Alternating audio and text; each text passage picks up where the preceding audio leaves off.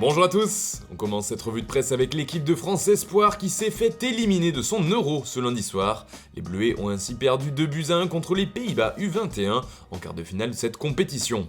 Une nouvelle déception pour les joueurs de Sylvain Ripoll alors qu'il y avait une équipe très séduisante sur le papier. Une nouvelle déconvenue pour la France, mais un vrai moment de joie de l'autre côté en témoigne cette une de AD qui titre tout simplement Magnifique. Cette qualification obtenue dans les ultimes secondes de la rencontre fait aussi la couverture du journal The Telegraph, selon qui les jeunes donnent l'exemple. Forcément dans l'Hexagone, l'information est moins bien reçue à l'image de l'équipe qui a vécu une désillusion des Bleuets ce lundi soir. En revanche, c'est bien l'équipe de France A qui fait les gros titres du Parisien mardi matin, car selon le quotidien local, les Bleus peuvent toucher le pactole en cas de titre. Dans ses colonnes, le journal nous livre le chiffre exact, les Français pourraient recevoir une prime de 340 000 € en cas de victoire de cet Euro 2020. On file maintenant au Portugal où la belle victoire des jeunes U21 fait beaucoup de bruit. Ils ont battu l'Italie sur le score fou de 5-3. Ils retrouveront l'Espagne en demi-finale de l'Euro Espoir comme le rapporte Record. Mais ce qui nous intéresse ici, c'est l'information qui concerne Rony Lopez qui était prêté à l'OGC Nice cette saison. Son club, le CVFC, voudrait un chèque de 7 à 9 millions d'euros en échange d'un transfert, même si le club andalou pourrait accepter un nouveau prêt. Celui-ci ne devrait pas se faire encore chez les Aiglons si on en croit le journal lusitanien. En revanche, deux candidats se détachent. En effet, la Lazio et le Napoli seraient intéressés par l'international portugais. Affaire à suivre.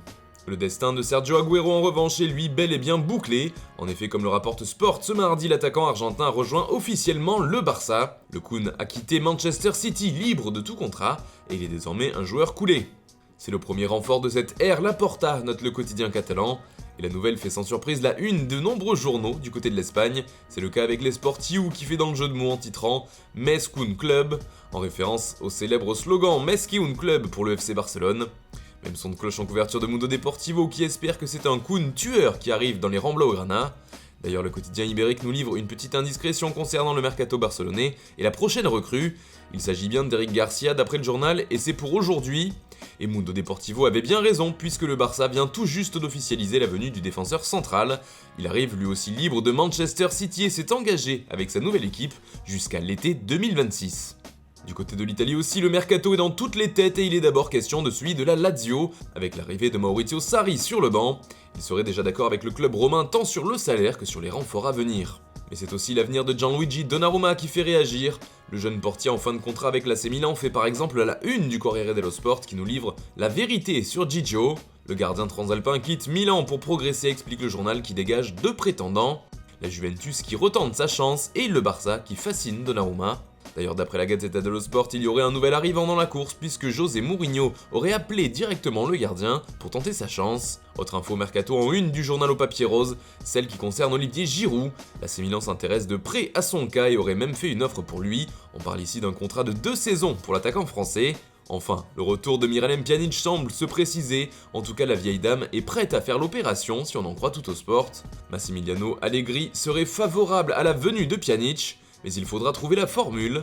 Un retour en prêt serait d'ailleurs possible selon le journal. Du côté de l'Angleterre, c'est le grand jour pour les Three Lions, car le sélectionneur Gareth Southgate va donner sa liste définitive ce mardi. Qui, pour le grand saut, demande le Daily Express, car il n'y aura pas moins de 7 joueurs anglais qui seront expulsés du groupe. Un déchirement à vivre pour Southgate qui fait également les gros titres du Daily Mirror, tout comme de The Sun. A noter que le tabloïd nous livre une information qui concerne le marché des transferts et pas n'importe laquelle, puisque d'après le quotidien anglais, Manchester City passe à l'offensive pour Harry Kane. Les Sky Blues seraient même prêts à faire une sacrée offre. Ils proposeraient Raheem Sterling et Gabriel Jesus en plus d'une somme d'argent en échange du buteur de Tottenham. Une aubaine pour les Spurs, réponse d'ici la fin de l'été. On termine ce tour de la presse en Espagne avec la presse qui revient sur la fracture entre Zinedine Zidane et le Real Madrid. As nous explique ce mardi que tout a commencé l'été dernier. Zizou n'aurait pas compris ni accepté l'absence de renfort au sein de l'effectif madrilène. Et puis en janvier, il ne s'est pas senti suffisamment soutenu par sa direction, ajoute le journal.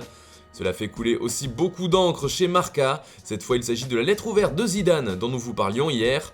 Cette dernière n'a pas vraiment été appréciée en interne, affirme Marca. Il n'y a pas encore eu de réaction officielle, mais les propos de l'ancien coach sont considérés comme inattendus et déplacés, indique le quotidien. D'ailleurs, selon la radio Cadena Ser, le club aurait trouvé un candidat pour prendre la suite du coach français. En effet, le Real penserait à un retour de Carlo Ancelotti du côté de la capitale espagnole. Voilà, c'est tout pour aujourd'hui, merci de nous avoir suivis et bonne journée à tous. On se retrouve dès demain pour une nouvelle revue de presse sur Foot Mercato.